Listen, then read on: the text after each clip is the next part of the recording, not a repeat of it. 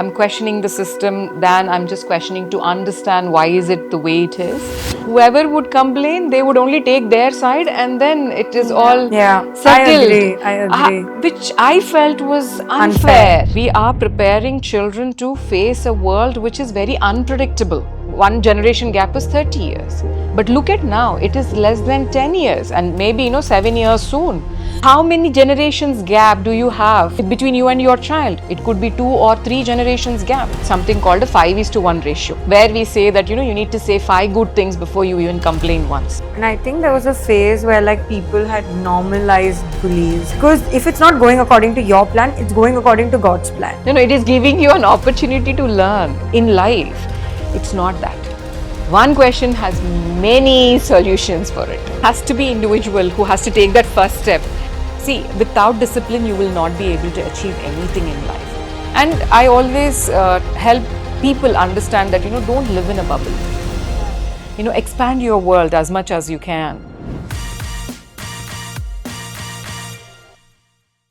Hi guys, I'm Ishita And I'm Kanishka. and welcome to Drop the Filter. We're in Hyderabad for the first time ever. We've decided to leave our studio and move out of our space. We're dropping the filter every now and then, and we have something insane planned for you all here in Hyderabad. And so today with us, we have someone who didn't just question the education system, she built her own version of it. She is the founder of Fountainhead Global School, recognized among the top 50 teachers globally, and who has taken learning beyond classrooms. Welcome to the podcast, Meghna. Thank you so much for having me, girls. How are you Well- feeling? Yeah, I'm so excited and really wanted to know what you have in store for me. We're very excited too because I think with the small conversations we've had before, I think it's very exciting for Yeah. the kind of things you're doing, not just for the children, but also for the environment. And there's so much to unfold today. Yeah, and also starting our this journey with a women founder is something that we love. Yeah. So we are really like happy to have you on our podcast. Thank you so much. So what does your typical day look like? It starts quite early, and yeah, sometimes, especially the younger generation, would really freak out if I share the timings. So that it starts it mostly starts at 3 a.m. So 3 a.m. That's yeah. oh my god. That's insane. Yeah. Okay. See, it's the same thing. Like, some of you night owls like to work when it is quiet during the night and all of that. So you extend your day so that, it kind of gives you that, space for you to actually Correct. concentrate and be more creative. Maybe for me, it's the other way around. Like, I'm well rested and I'm very happy. So the early mornings are like, my Calm. peace, calm time where I'll get and I get more creative during the mornings. So it starts early, and I get to read what's happening around and what are the new things happening in education and how can I reduce my carbon footprint and then so on. So it's not just about the education, but the environment that I'm very passionate about. And how are we going to help the next generation is what drives me every day.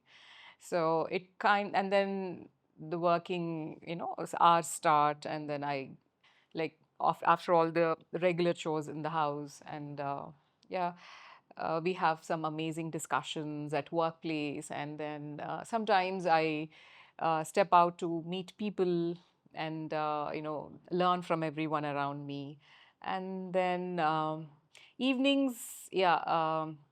Sometimes I wind up a little early, like maybe 7ish, but then sometimes it goes on till 10:30, 11. Wow. Yeah, that's really impressive to listen. Yeah. You just mentioned about education. So what were you like as a kid? As a kid, I should say I was very inquisitive. And I can say there are two phases of my childhood. Like, the initial phase was like, I was like very quiet. I think I'm receiving everything or maybe observing everything what's around me and all of that. I think in my teens is where I did see a lot of change in myself. And then I wanted to question why this, but then, it was not taken in the right sense, rather than, as if I'm questioning the system, than I'm just questioning to understand why is it the way it is. Um, so at times people also thought that I'm a rebel. But then I was very much into sports activities, and I was active everywhere. And I come from a very small village, so it was very difficult for people to accept me the way I was then, because I used to drive bikes, I used to go to karate classes, and which was it was a big taboo Yeah, for a yeah. girl, or doing all of that from a village. So they wouldn't appreciate it, rather they would question my choices and all of that. Yeah, it was, I should say, I do not complain about that. Rather, I say the way it molded me, the person that I am today, because I learned a lot what to do and what not to do for the at least next generations. You mentioned that you spoke about how you used to question a certain kind of system. Can you give me a little more detail about what kind of system did you question? For example, when I was in high school, we used to actually, have our teachers give certain question and answers and all of that. Uh, I would say that, these are only theories. Why can't we actually figure out what happens practically? They wouldn't appreciate it, because, if the examination system even then and even now are the same, right? It's it is still checking your whether you're how good are you with your memory, what are your, how much you remember, and how well you are doing under stress. These are the certain things that it still measures. So this is something where I felt, but how much of this is useful in my day-to-day life? Absolutely. Right? So then they said, no, you don't come and tell us how to run a school. You don't come and tell us how we have to conduct as teachers. So they used to feel offended. So then I was like, definitely there should be another way out. This is not something which is not answering my, inquisitiveness and all of that. So yeah, it started there. And also, in your teens, you have certain thought process, and then you are trying to figure out who you are. And then in the process, you are confused. And then it is same thing with this, my age group people as well. And then just to seek attention, they would come up with some kind of, blame game and all of that. And problem solving was the worst in school. Whoever would complain, they would only take their side, and then it is all Yeah, settled. I agree. Which I felt was Unfair. unfair. No, definitely. You need to listen to the both sides before you, Make a pass on a yeah. judgment, or Correct. conclude something. That I haven't seen changed a lot even today. Absolutely. I think these are some questions that even I had growing up, because I'm someone who's always been someone like, loved practical knowledge. I've loved mathematics for a reason. I'm a physics student. These are the subjects I always enjoyed. But when it comes to, like, say, history, when it comes to, say, Hindi, English, it was all just, I'm not talking about grammar, I'm talking about the literature side of it. It was all just tested in terms of learn, mug up, and vomit. And I'm it so doesn't work like that. Like, I could never. I think I'd find ways to understand history, understand English. Theoretically, it's not possible to understand these things. It's just what it is. But yeah, I think I've had these questions, because for how long are you going to learn these and have to use these on a day-to-day life? Yeah. Because I see myself using math, history not so much. So I mean, I agree, because it has not changed. But I think recently there have been certain schools. I think you founded one of them. There are a couple in Bangalore where we come from, where kindergartens and schools that are now starting Yeah. are about practical knowledge. They don't even use books for the first couple years of their education, because they want to inherit the actual form of knowledge. Absolutely. Because the schools, I feel, should be student centric Correct. than just the teacher centric, or concept centric as such. Because what I've seen in the best education systems across the world is that it is more to do with the child's curiosity. How are you going to, facilitate what they are curious about, than saying, hey, you have to learn this today. That Correct. doesn't work. And how much are we actually giving them life skills, which will help them resolve conflicts, which will help them uh, overcome failures, which will help them adapt change?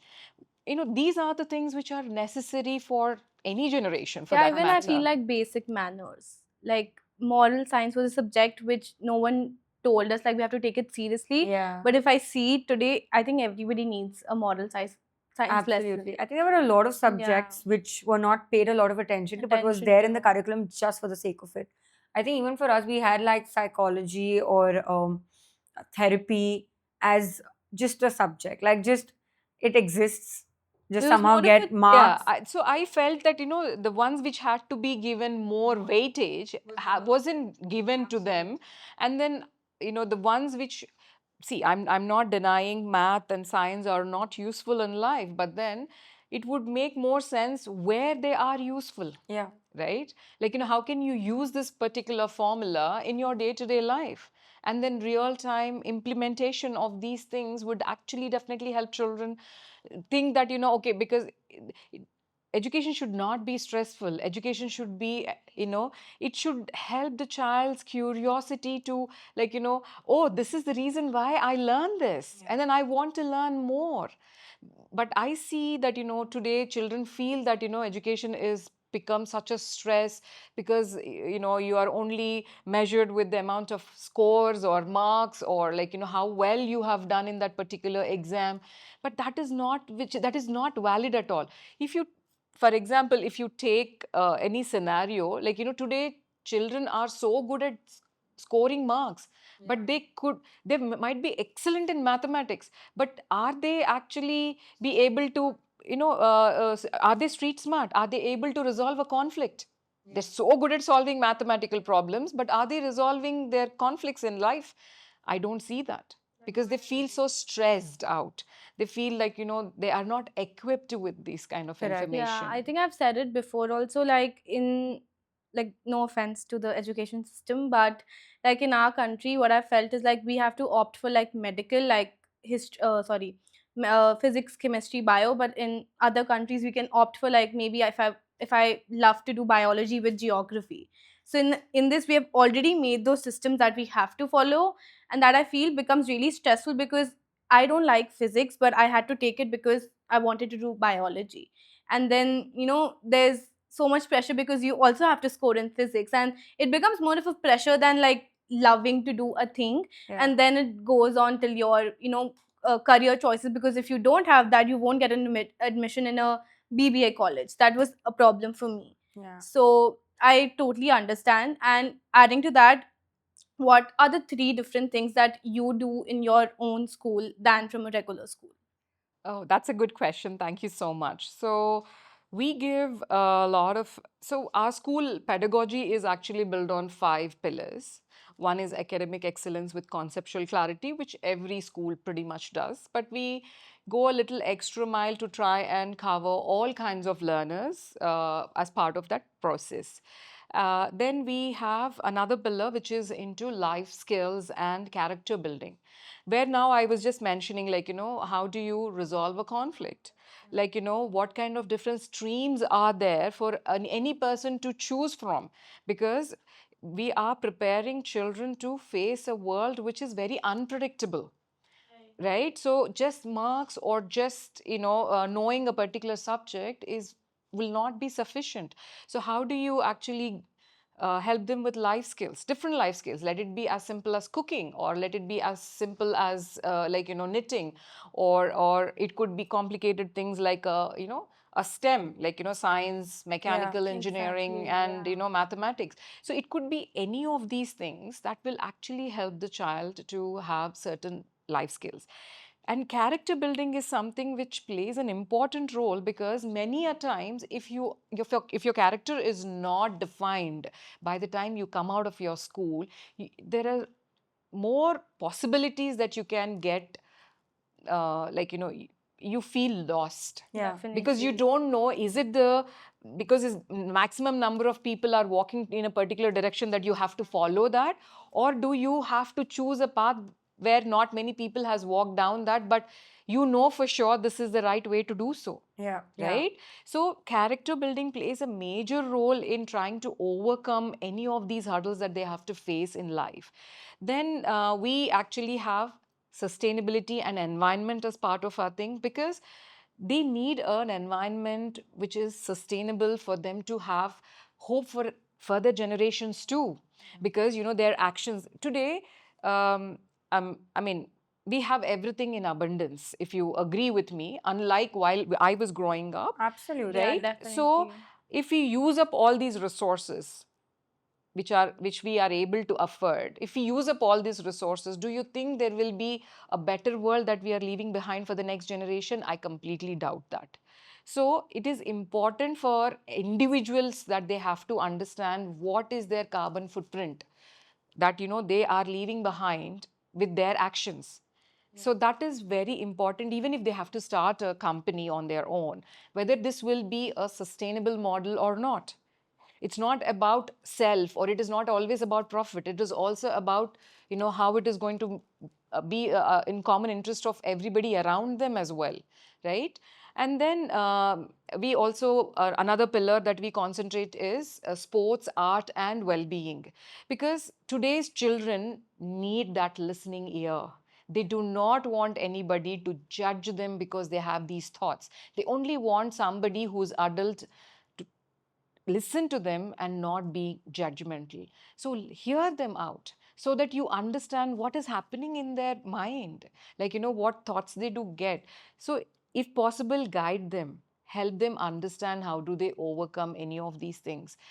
Sports, I mean, I'm sure a lot of schools also does that, but the reason why we do a free play is because physical literacy plays a major role in child, I mean, every child's future as well.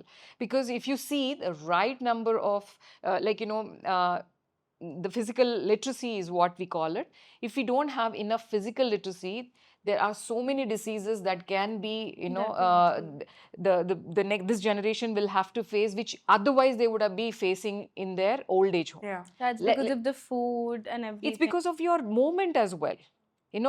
If you're restricted, like, in a certain place, your physical movement is restricted. Yeah, your brain is working, but then how much of your body is moving, right? So this can get, I mean, people usually, arthritis is an old age disease, but when you don't have enough physical movement, you can see these symptoms in their 30s, early years as well. So this is very important. And art is an expression, it calms your mind, it makes you balanced in many ways. So I mean, we have to give enough importance to art in different forms in our life.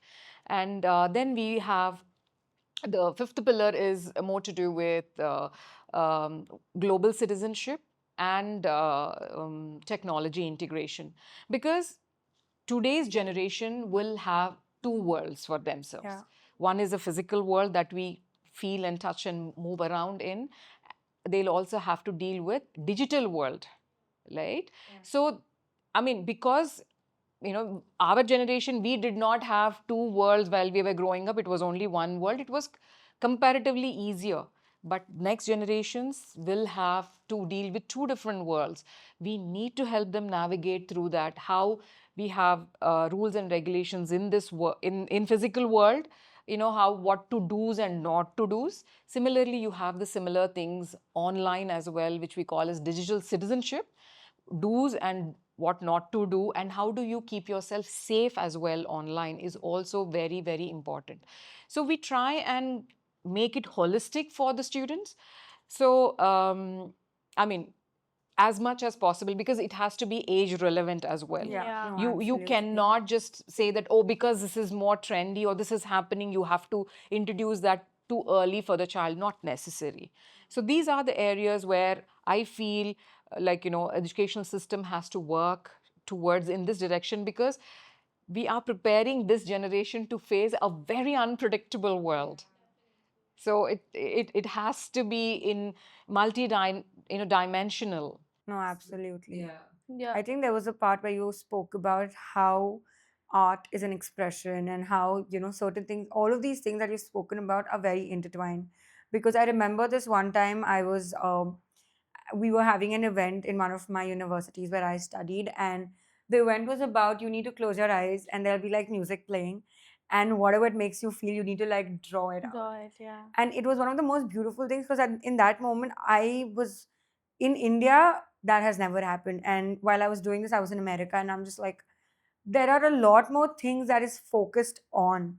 Because when have you seen us sit in India just closing our eyes, listening to music so we can draw something that, you know?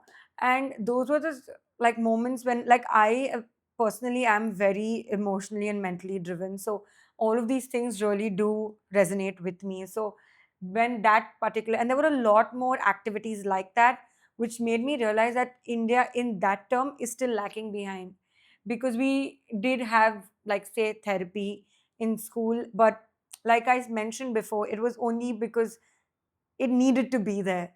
I don't think it was taken as seriously as it should have been taken. Even, I mean, all our schools have had curriculums and physical education. There's nothing above or below that. It's where you cap it. Yeah, I also want to add, like, with the therapy thing, I think people were also scared because if you tell someone like I'm going for therapy, they'll think like he's pagal and mad. Like that was a taboo in Yeah. our country. I wouldn't say now, but I think Yeah. a few years back when No, No, even I now, agree. even now, It's even getting now. better, I better, would I say, think. because I mean, again, I'm talking from my generation POV, where there are people who are changing, making that step. And I think if the generation now is prepared, like you're preparing your students, and if we are preparing our surroundings, I think they are the ones who are able to explain to their parents or their grandparents or whoever is in charge. Because I've seen that happen in my house. I'm see, these are very generic statement, but I've seen it happen. If someone actually listens, like you said, you just sometimes need someone to listen to you. So that's one person exists and you listen to them. I think that's all it takes. Because I remember this one time, I have like a lot of cousins, and there are like three of my brothers who are like 9 years younger to me, and they were all doing a sleepover, and I was the only elder one there. All they wanted me the entire night, I've just sat and listened to them about everything in their school, them fighting, them how they can, So and in front of, like, when you see an elder person, you want to act and sound all cool. So like, yeah, Mm. so we fought with them, we did this, and all they wanted was for me to hear, not why did you fight Yeah, or what and happened. not question and Yeah. don't be Yeah. judgmental about what actually Yeah. happened there. I mean, Yeah. believe it or not, I was up with them for 5 hours. And at that time, they were what? I think 10-year-olds, 9-year-olds. They had so much to speak. At some point, I had to say, please, ab meko sone do. I cannot listen to this anymore. But it was nice to see them speak, because it felt like sometimes you don't have those people to listen to you. And when you do, like, even for us, I don't think it's just a children thing. I think even if we find someone, even you find someone who can just listen to you without giving you a solution, without questioning your thoughts, without judging your thoughts, someone who's just listening. I think that's such a underappreciated. But it's a great therapy, I should say. Yeah. Yeah, because children, in our school, we have something called a small piggy bank where they can write whatever they feel and then just put it in there.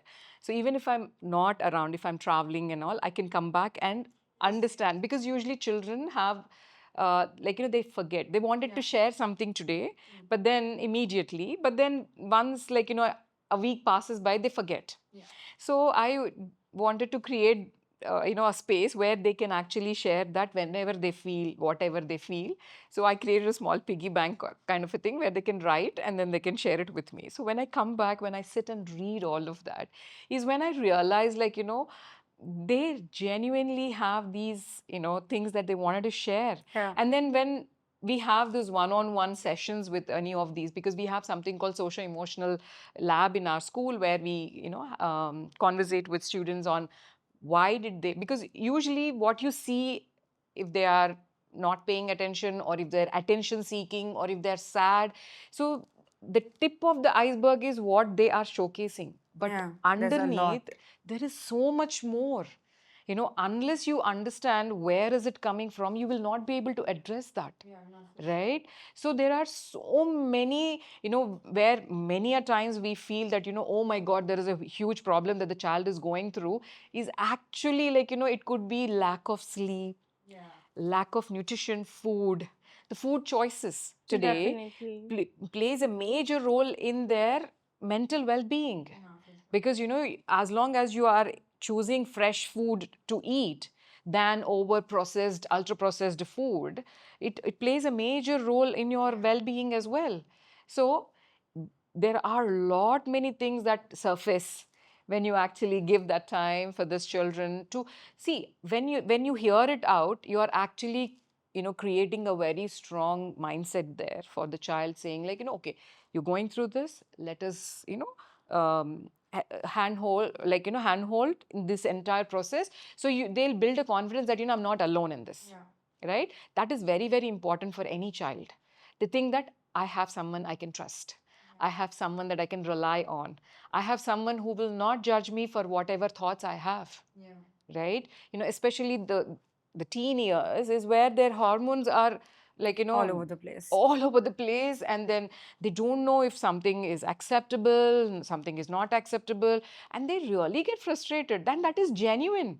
Absolutely. And I think it's also very Yeah. confusing because, I mean, when at that age, when you go and you have random thoughts and you go and think of talking to your parents about it, you might not work. assume, like, they might not understand, and not their fault as well, because they were brought up in a certain way where these thoughts were not something that were encouraged, right? So again, it's just the situation is such. So maybe those are the situations where you need to have someone outside the box who you can talk to. And And I maybe think also with that we can break the whole situation. We once like our generation will start having kids, we can make a safe space for Spaces them for and they can them. start and talking something to that's us. as normal, Yeah. like something that's normalized, speaking with your parents about everything should be normalized. Like, why should we have that one, that barrier where there are things you can't talk about? Why? Because this is all part of parenting also. It is not always the child has to, figure out someone out of the box only to be able to share things, but they should also find spaces along, I mean, with their parents where they should be able to express these things. But for that, parents need to be trained in that areas, so to understand this generation is a lot different to how I grew up in my life. For sure. Because while I was growing up, one generation gap was 30 years. But look at now, it is less than 10 years and maybe, 7 years soon. So, how many generations gap do you have from between you and your child? It could be 2 or 3 generations gap. So, imagine what, like, 3 generations, what was your connection with the 3 generation above you while you were growing up? So there will be a lot more gap. So I feel parenting is a skill that today everyone has to attend, learn before they actually have kids. Sure. So to create those safe spaces, so to make their own life easier. Because many a times I get to hear that, parents talking, saying that, oh, parenting is not easy, I'm struggling and all of that. I mean, only if you learn how to navigate, it wouldn't have been this difficult. I think parenting is also like other things you take up in life. It's a choice you're making. And I think, for example, you choose to become a doctor. Yes. You are educating yourself for like 10 years To be to that. become that one doctor that you've been dreaming to. And I think parenting is the same. Yeah, parenting, I say, like, parenting is a 21-year-old project. Yeah. So imagine for a 2-year project, 3-year project, how much time that you allocate to the 21-year-old project. Yeah. How much upgraded you need to be. Because I think for us also, I'm not going to say parenting as an education has started, but there's a lot of things we know that we should do right, and the kind of direction we want things to go, because you learn from how things were and the kind of changes you'd like to make in the environment you are in. Yeah, I think the conscious that both of us have given over, I would tell, like leaving college and now, the maturity levels, everything. And I would also say for us and maybe for the future generations have really helped us because we have seen the older generations, the struggling part of parents and their children not connecting with each other. So I think now that we are at that age that we know that what's right and wrong, and also I wouldn't say like like not to be strict with your children. It's very important because you cannot also raise someone that gets everything at the very first time they ask. So building that relationship, I think you should start, like you should learn from like these colleges, because it's all a process, part of. Absolutely, I agree with you because uh, if you don't ace that, how do you build relationships? Your life is not going to be easy at all. And I would say relationships in every form, like friendships, parents, partner, even like Your siblings, your cousins, people around you. I'm telling like people that I'm meeting now, if I'm meeting you, even this is the relationship and it needs to be fruitful. Like not everything like what I've seen. And I think the Yeah. barrier of understanding relationships as just a give and take needs to be removed. Because I think Exactly. relationships are much more than that. Yeah. Because maybe like she gave us as an example, you're here today, you're speaking about your knowledge, we're learning, our audience is learning from you. But I don't think it should stop there. It means that we're connected. So maybe next time you fly into Bangalore, Right. you have another two connections there. We Wow, come I back just to Hyderabad. love how you lived in with that. Like I No, love but that. that's how it should be. Yeah, I'm just saying definitely. it shouldn't always be give and take. Yeah, usually, I mean, I will share a small tip that I was shared by through a friend of mine. So he would always say that how do you build relationship is you need to take that first initiation. You need to take that first step. So whenever you are in a room filled with people, all you have to do is make at least 3 to 5 new connections on that particular day and see how big your world can expand to. Absolutely. Right? So it's a beauty, and it is not just only you're connecting. Help that other person who is struggling to take that initial step. Right? Say that, hey, meet this person, and then, push them a little forward so that they remember, oh, this is the way that I got connected, and then they'll work on it. Ultimately, because today, if you see, most of the major issues are when you do not have that relationship. Right? Long term, let it be short term, or whatever it is. And it is like a muscle that one has to build for relationships. No, absolutely. And I think the issue why people aren't able to crack it is communication. Yes. People don't know how to build conversations. Yeah. People don't know how to, let a conversation go on for a while. Right. Sometimes it's easier to do business conversations, but like, when it's not a business, like imagine you're at a party. What do you talk about? Like for me, Right. it's just easier to talk about work than to talk about anything else. Yeah, I don't. It just So, flows out. As you previously mentioned, you didn't know how to connect with your language like English and all. So English has to be more to do with how do you have this short talk or a small talk. I hate it. But that is essential. That is essential for you to build a relationship. No, I agree. No, Right. I agree. Like I'm Yeah. learning now because Right. now I See, think If only you would have done this like a practice thing on your while as throughout your growing up years, it wouldn't be as difficult as you feel right I now. agree. That's I So agree. because you felt Pretty that good. uncomfortable now, that is the reason why you said what you said. Like, you're not comfortable around it because you did not have enough rehearsal of how do you No, do a I small talk. agree. Because I think for me, it's more like, I think when I talk about communication in that way, I think it's more networking. I love networking. I love building. So it has to grow beyond like, what is in it for me to, No, I think building it's a about, it's yeah. not about what is it in for me sort of vibe. It's more of how one can help each other, but it's more on just the business side. Like she It's- wouldn't like. Go out of my way to Way, make yeah. a friend Right. at a That's me. random.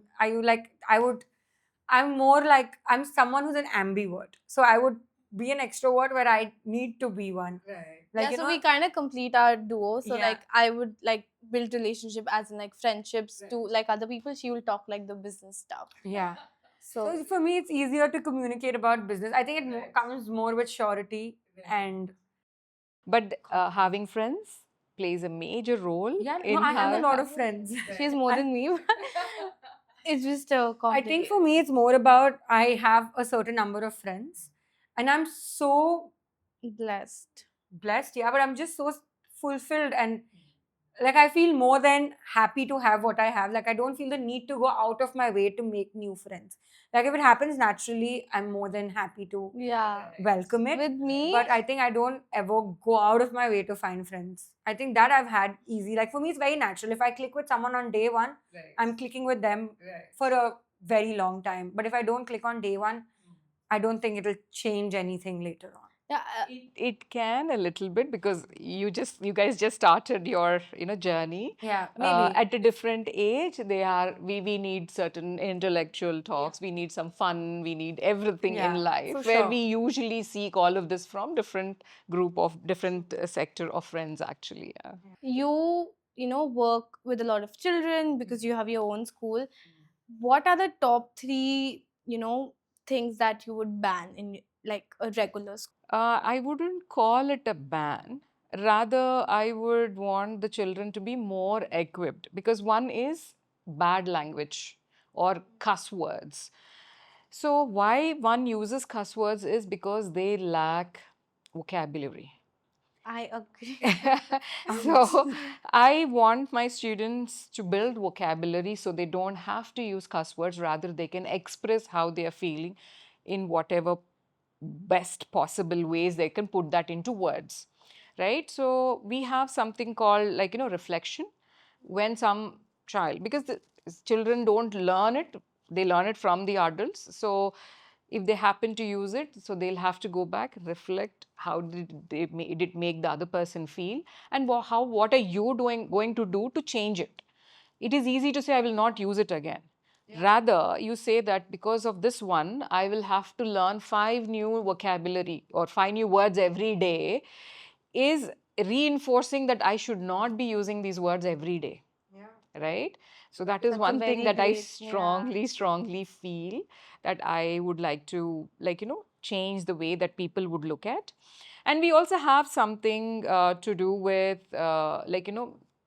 many times people get excited when they listen to anything negative or anything which is not normal, right? So I would like to, it is always easy for the children to complain about the other child, just to be in the good books of the teacher. So we try and handle that with something called a 5:1 ratio. That is our golden ratio that we use it for, where we say that you need to say 5 good things before you even complain once. So by the time they come to the third good thing about the same person, they start reflecting. I mean, this guy helped me, supported me, he's always been there for me. It was, They'll have a guilt telling the, I think the it is not about bad. Then they will reflect about what actually happened. It could be, by mistake, someone must have pushed him. It was not intentional. So it was by accident. It was not intentional. So do I have to report this? It was accidental. So then they will start reflecting, and then they would want to work on the relationship that they have already than just complaining and becoming repel each other. So this is something that I would strongly believe, because it is important to also look at the positive things in your life and feel grateful and have that gratitude. Otherwise life is always tough, but how do you overcome that toughness is through recalling all these good things which are happening around you in your life. Then you will be less sore about life.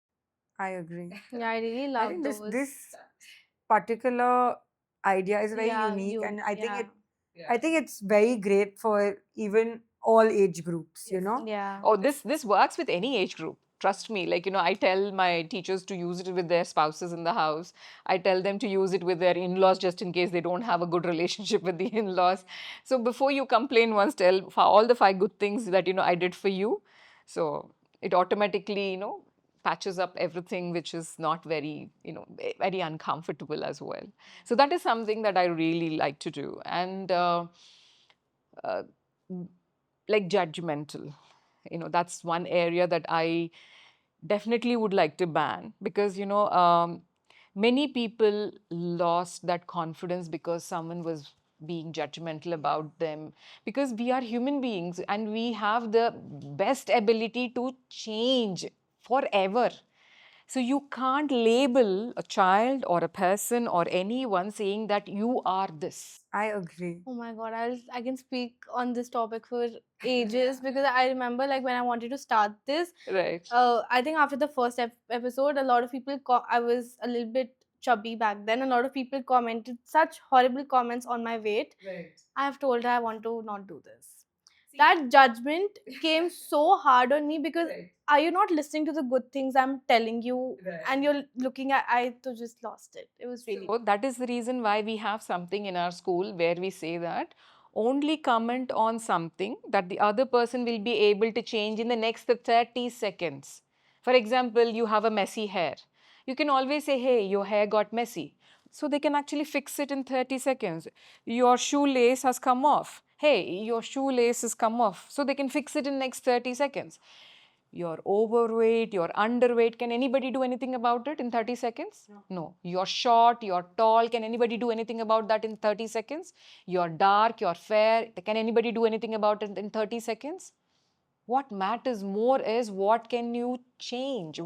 How can you bring about that particular change in life? You know, external things should not, make you qualify what you are or what you can be in life. And I think there was a phase where like people had normalized bullies, people just ragging other people, and that's just so unfair. I think in my school, I don't think it was normalized, but I've seen people around me who have gone through that phase. You know, there are a lot of people who've been bullied for all the reasons you just mentioned, and it's so unfair because why should people feel that way? You're all coming to a school to get educated. Who gives you the right to comment on your classmates in such a way?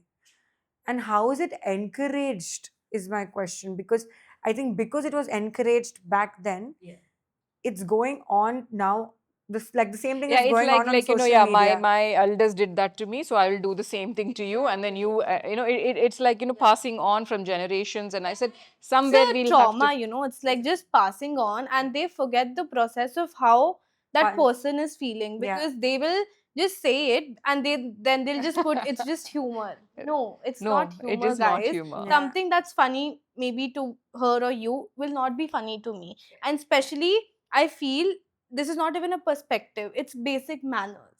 Yeah. I know I've gotten really angry, but I get really angry on these topics. I think, and a lot of this comes from proving your superiority in front of a group.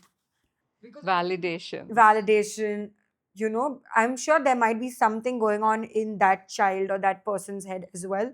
But I just think it's really unfair Unfair. and not acceptable for you to put all your frustration on someone else.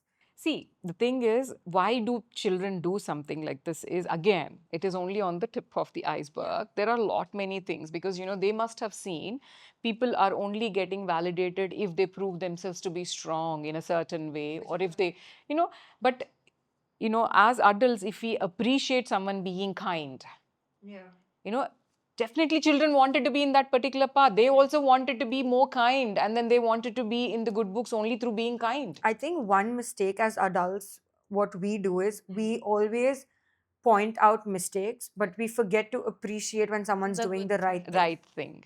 I think that's something that really is a problem because a person is doing 100 good things and that one wrong thing is the only thing that's noticed and spoken out about.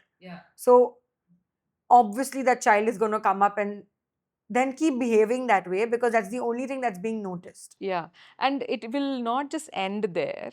It will seep into your relationships. It will seep into your workplace. So you are never appreciating anything which is good, which is happening, but you're clinging on to just that one thing which did not go according to you. So who is at loss? But isn't that life? You know, life cannot always be a straight line. It can't be. I'm not saying it should be a straight line, but what are you losing out? When you're only clinging on to that one thing which did not go the way you wanted it to go, and you're only clung to that. I think this one thing that I've understood about life in the last 1-2 months is sometimes things don't go according to your plan. Most times, I'd say actually. But I always see that as a good thing Right. because if it's not going according to your plan, it's going according to God's plan. No, it is giving you an opportunity to learn. Yeah, From. learn definitely. I'm Yeah. also like a believer of universe and all that. Like for example, a very like personal example for the both of us, we've been planning to shoot outside of Bangalore for like 2 months now. And our first priority was Mumbai. Because we wanted to go there and shoot and meet a lot of people. But we've been trying, we got a few people, but just things were not working out the way we wanted to. And just somehow Hyderabad came in as an opportunity. Maybe I'm destined to meet you too. Yeah, that's what. That's what I'm trying to say. Like sometimes it just doesn't go according to your plan, but when you let it just go the way it's going and just hang on to what's coming your way. Now, if it was Hyderabad and we just look at the opportunity or not, grab it, then it's just gonna walk past. If you wouldn't catch that train to come to Hyderabad, it wasn't gonna happen. We wouldn't be here. But it came. The train came. We got onto it. We're here. We're shooting it.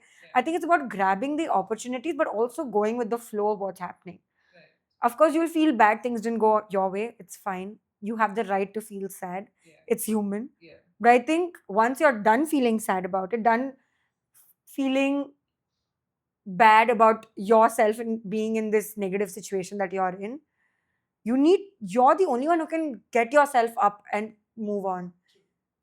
Because 10 people can come and tell me that it's just a phase, it'll pass, don't worry about it. In my head, it's still the phase. I will not move on until You I will want have to take that journey, yeah. I will not move on until I have to. True. But the second I decide, okay, today I'm getting up, I am getting up. So I think it's more about the opportunities you grab. Whether good things happening, bad thing happening, I just feel like you should just keep going on to the next. Something or the other should happen. Yeah. So Whether that it's it- good or bad, if nothing is happening, which means you're not even trying. Yeah, Yeah. exactly. Yeah. So Yeah. I think that's something that I've learned. Like good or bad things need to keep happening because you're learning. Either you're learning or you're achieving. Because learning is also an achievement. So everything is happening on a roll. But like you said, something should happen. Yeah, I agree. Yeah. Also, I think you, with the children's, you helped revive a lake. How was that experience? And I really don't know what does that mean. So you need to explain that to me. Okay. So for me, it is more to do with rather than saying a right thing or a wrong thing, it is more to do with whether it is going to help them or not. So I was actually discussing about children rights and trying to make them understand that everyone are responsible for the natural surroundings around them. That was where the topic started, and we ended up reviving a lake. So I took that as an opportunity to help children understand what is problem identification. So how do you identify problems around you is also education, right? So unless you do not identify that there is a problem, how are you even trying to find a solution for it? And if you don't find a solution for the problems that you see around you, how are you going to solve anything in life?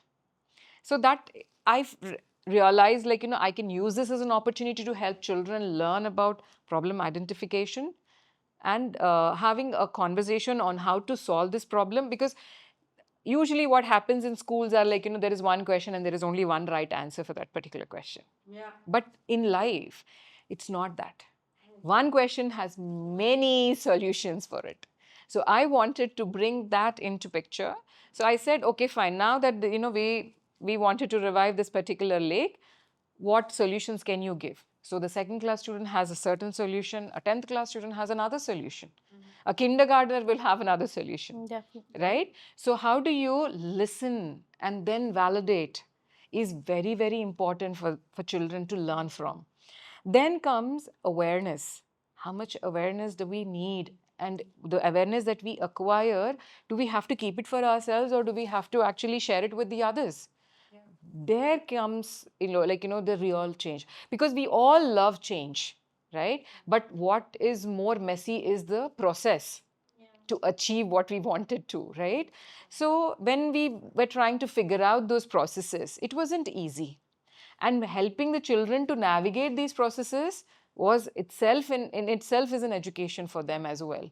So, and how do you measure the output? Like, let it be, creating awareness. So how do you measure the output is again very important. Like, how do you do these audits? Like, and how do you raise funds? How do you collaborate? How do you communicate? There are so many life skills that I'm so glad that, we took up that particular project, because these are all the areas that we were able to actually empower our students with. Right? Because without any of this, so I tell them, like, without the toolkit, you can't go and fix anything.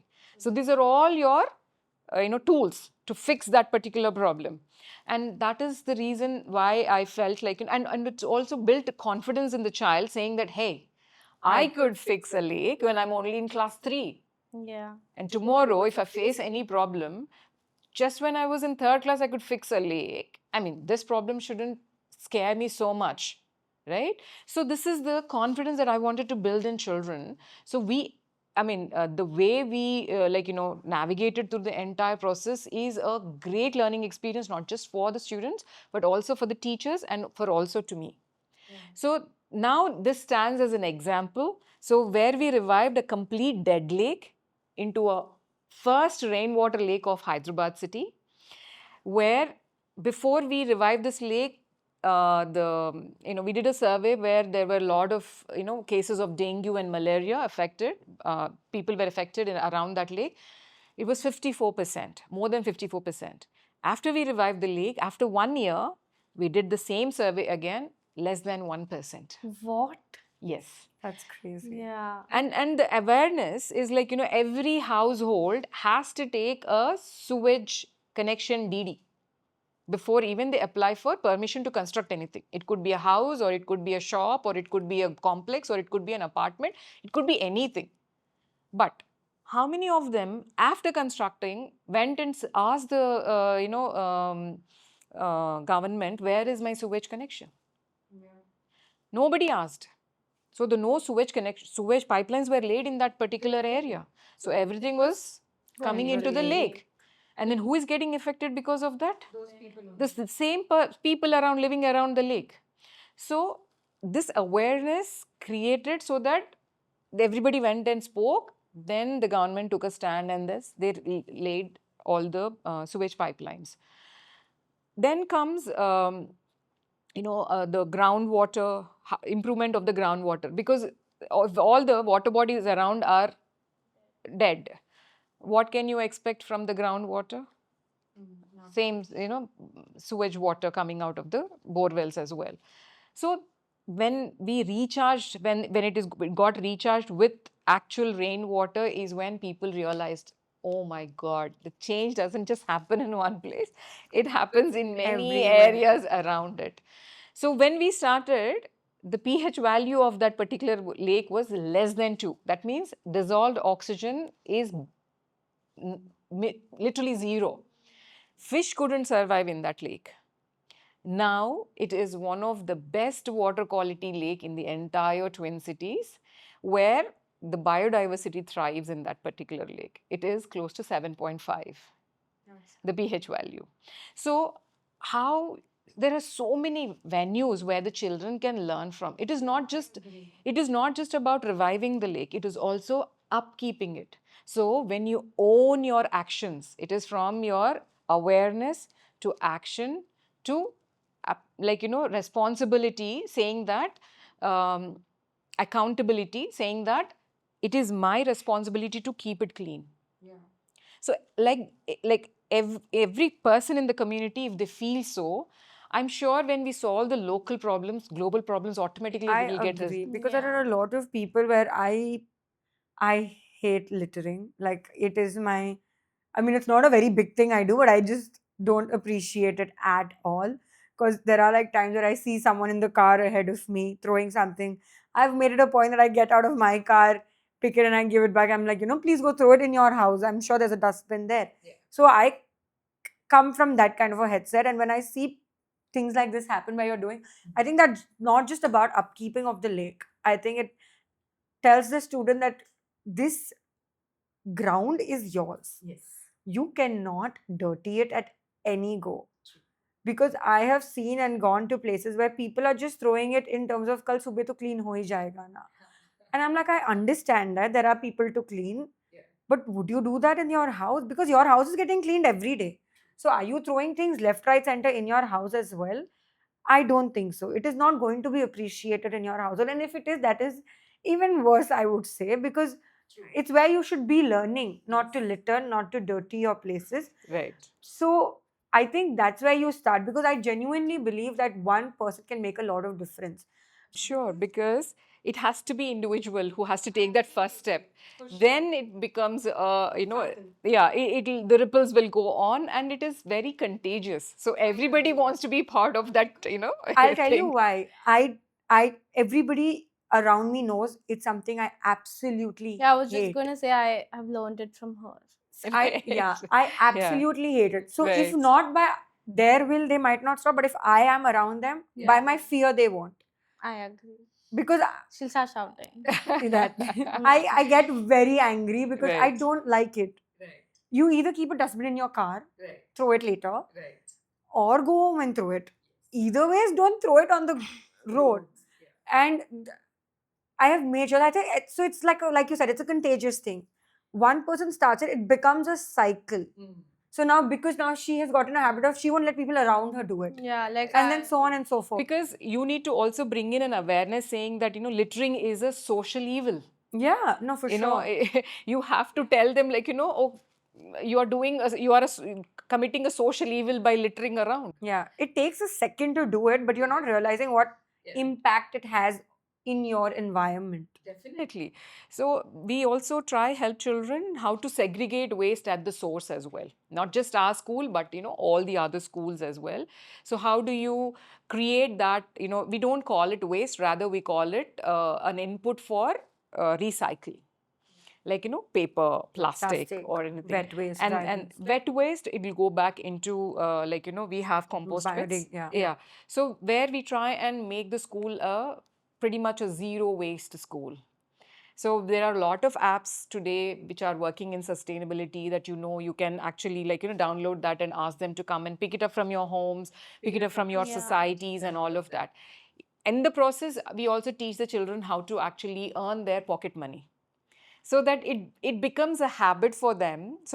Because once you are an adult, for you to actually create a habit and learn how to segregate all of this will be very difficult. But from your childhood, if you're doing this, it becomes your lifestyle, that part of your day-to-day life. you wouldn't do it intentionally, you wouldn't litter around, you wouldn't mix things up and throw it in the dustbin and all of that. Because another biggest problem today that we find is all this mixed up waste going to the landfills, and the amount of problem that it is going to cause in the environment. We are directly affected. For example, I can give you Amazon forests. They say are like the lungs of the earth, right? How many kilometers or how many miles away do they exist? Few thousands of miles away from here. When if that gets on a fire, when you are affected, don't you think the lake next to you is not getting affected? You will not get affected with the lake next to you. Will you not get affected with the tree cut down in your neighborhood? Will you not get affected with all the littering around? So if we start thinking in this way, I'm sure we will have better world. Because we always say, I would like to leave this world a much better place for the next generations and all. But how many of us are doing it? Right? agree. That's a question that we all have to ask. It's not about whether you can afford. It is all about what actions have you taken. Right? That is more important. At an individual level, we all have to ask this question ourselves. For sure. Yeah. What are 3 questions that you would want an individual to ask themselves? Like 3 straightforward questions. One is this: what is your contribution? Like, what is my contribution to make the world a better place? And what are, it is not only just one-time contribution. It should be a daily thing that, what I can do to actually do this. Because I always live in a, thought that, I will get old eventually. But when I'm old, I don't want the younger generation coming and questioning me. When you had time, when you had energy, when you had the resources, what did you do to make my world a better place?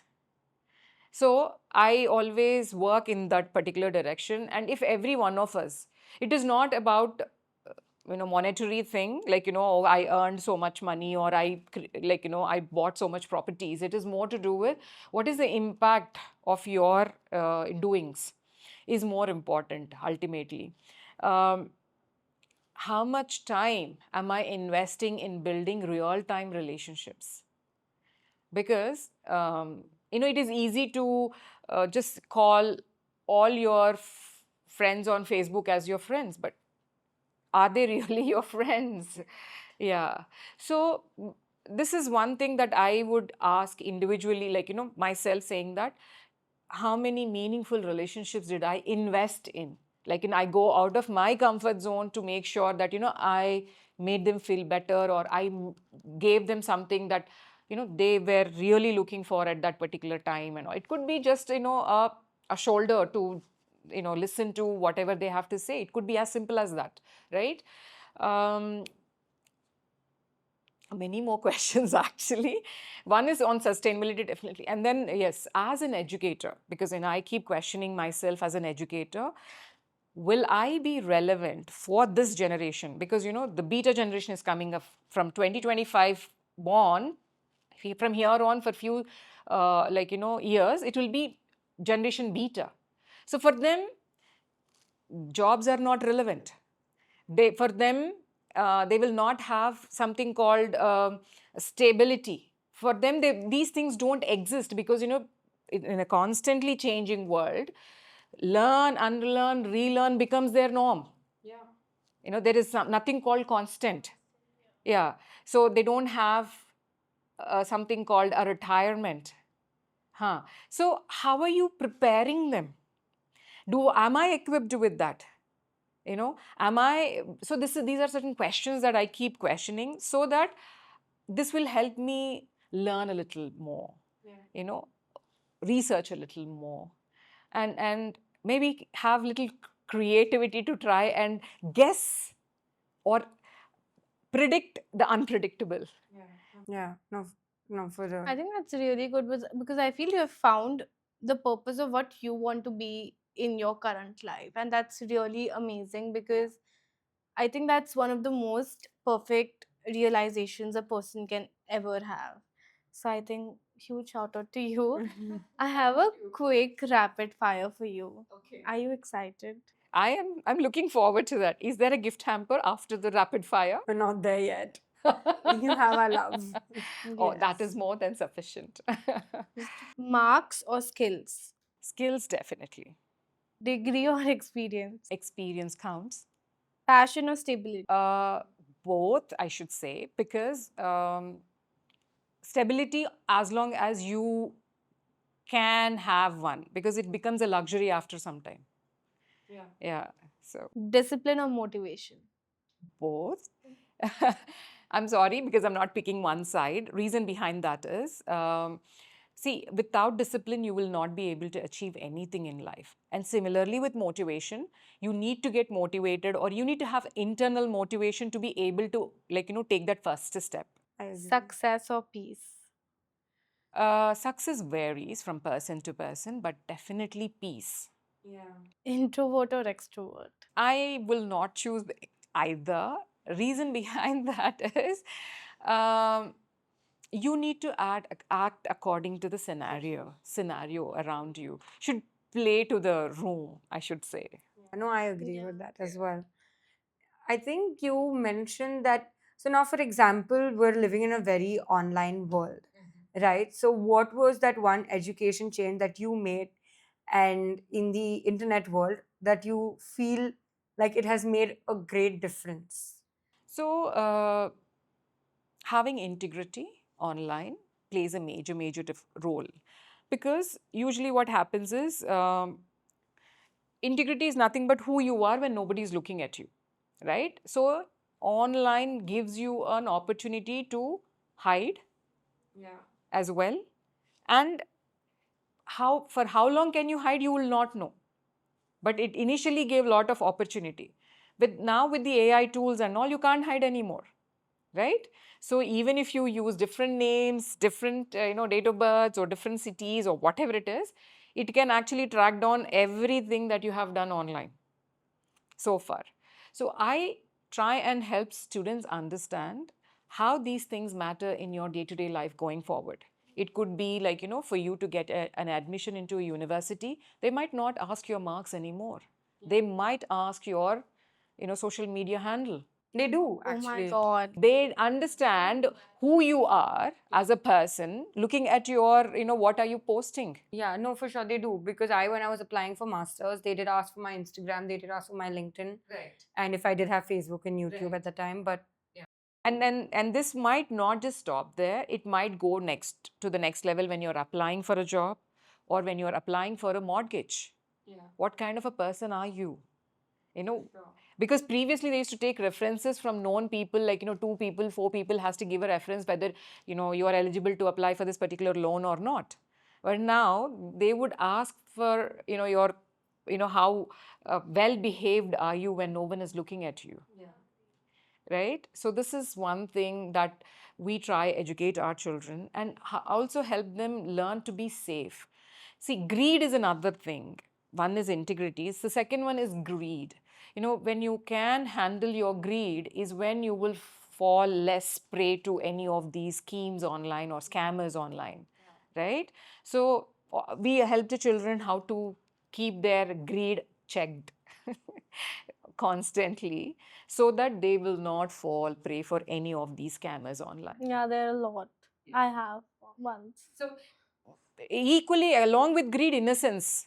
You can't be naive and then go on click on something. and I think in this world, being naive in any is not acceptable. area is Yeah, just sad. it is. Because you can, there's a lot that could happen, and I'm Yeah. just saying, if that's, for example, someone who's pretending to be your friend and you're just like giving all and all and you're being naive, and then later you realize that friend was just using you for, say, something or the other. But what's left behind? Your pain. That person has done what he or she had to do and walked away. So I think being naive in any situation in today's world, whether it's business, whether it's online, whether it's offline, whether it's a relationship, Right. is just not a good place to be. Because I think earlier people used to get away with, that she's so naive, let her be. Yeah.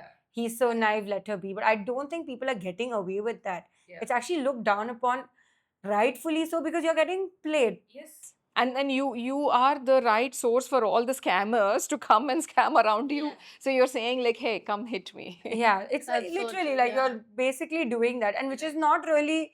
I mean, it's It won't help you anyways. in any way. I think one thing that comes beyond marks, degrees, everything, is for someone to be street smart. I think I really, really appreciate and respect people. There's a problem. Okay, there's a problem. How do we solve it? That's what I call it, character over competence. Yeah. So how do you, and having problem solving skills. So problem solving skills is also a muscle that you need to, like writing, like reading. Problem solving has to be a muscle that you'll have to improve on from your beginning years, so that when you actually face a problem, you know how to handle that as well, and how to streamline, whatever you attributes that you have, so that you will be very well navigated out of that particular problem, given problem. And many a times I even tell students also, saying that the richest person today is the person who is solving the biggest problems in the world right now. So then automatically it says this is what it is. And I always help people understand that don't live in a bubble. Yeah. Expand your world as much as you can, and look into things which are relevant. And one other thing that I also teach my students is how to feel comfortable in your own skin. Yes. Oh my god, yeah. I think that's a skill our older generations always struggled with, because firstly I think they used to struggle with knowing that they have their own skin. So I think being happy with what they are was another big problem they had to tackle. And I think now is when people are falling into the whole cycle of, fine, I need to understand and accept me as who I am. Because earlier when we were younger, we'd be like, okay, fine, this group is so and so. I need to act like that. So then I'll be one person. Never here. try to fit in. Yeah. Yeah. Never I think try that's the to fit worst in. thing one Yeah. person can do for themselves, Then- because true. I think over the years, in the initial years, when you start trying to fit into different places, you actually start feeling lost as to who you are actually. Exactly. The reason why people try to fit in is because when they don't have strong roots. Yeah. So until you don't know what your roots are, where you're coming from, what are your values, what are your family values, or what are your community values, you don't know, because you are like kata hua patang, where you don't know where you will land. Yeah. But you need to have that little thread, which is always making sure that you are grounded, is your roots. So as long as children learn what their roots are, I'm sure they're going to become very confident adults where they don't have to fit in anywhere, where they can be unique about who they are and what they can do and what they can achieve. Okay, so now coming to the end of the podcast, I have a drop the filter question for you. So you navigate a lot of professions like leadership, social impact, and also an entrepreneurship.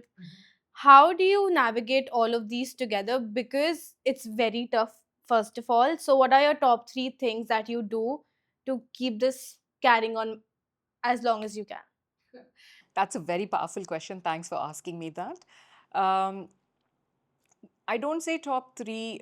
So, what makes me navigate through all of this is I work towards the impact. I'm more a doer than a speaker. So, that's my personality, right? So, and yes, in the process, it helped me build my resilience, because every time, whenever I do something, might not be a huge success in the first go. So, but it taught me many things in the process. So, I believe rather than the end goal, it is a process that I look forward to be a part of, things that I do. Coming to the next phase of then I would want to understand the impact. So not everything is instant. Yeah. It takes time for you to see the actual impact in the world for the work that I am doing. Let it be education. The child will not become an adult by tomorrow, right? It takes a lot of persistence over years for this child to actually grow up into a proper adult with a certain character of their own. So I understand, okay, how many of such leaders will I be able to build when I, not get discouraged in this particular line? Because to get discouraged, it is very easy, right? But when I look at the, impact that it is going to create, which keeps me going on. So one is the process, second one is the impact, and then the third one is the satisfaction that I feel ultimately, because there is something that we also should look into internally as well, right? Yeah. Did it make me happy? Did it make me sad? And all of that. So when I weigh my PMIs, like the plus minus interesting things of the entire process, I wanted to see how satisfied I am in the process. I feel you're doing an amazing job trying to have this drop the filter, Thank you so much. so that it helps people to be authentic. Yeah. So, and I'm glad I'm part of this, podcast of That's so yours. And I sweet. wish you all the best in your further endeavors. I get emotional. But thank you so much for being a part of this. Yeah, I think it was a great way to start our Hyderabad journey. We have a lot in store for Hyderabad and other cities that we have planned, but I think this was the best way to start Yeah. our first out of city episode, and we're so grateful you could make it. Thank you so much for having me here. See you next Friday.